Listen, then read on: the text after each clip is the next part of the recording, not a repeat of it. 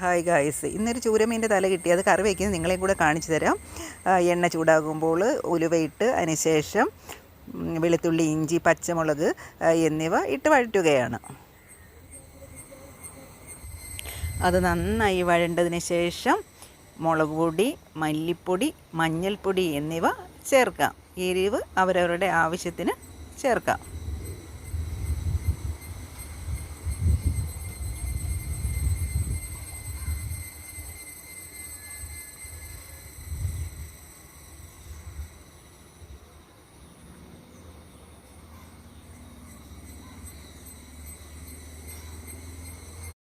പൊടികളുടെ പച്ചമണം മാറുന്നവരെ നന്നായി ഇളക്കാം.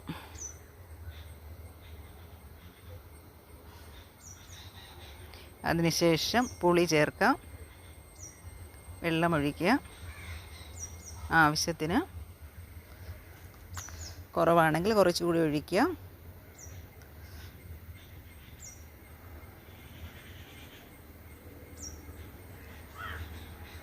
പാകത്തിന് ഉപ്പ് ചേർക്കാം.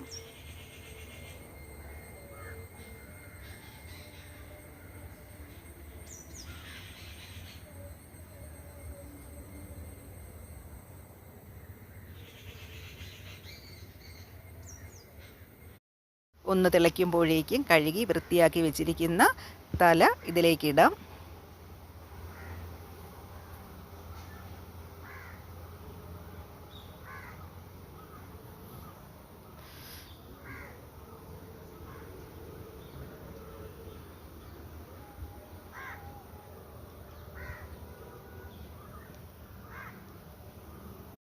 കുറച്ച് സമയം കറി വേവാനായിട്ട് വയ്ക്കാം.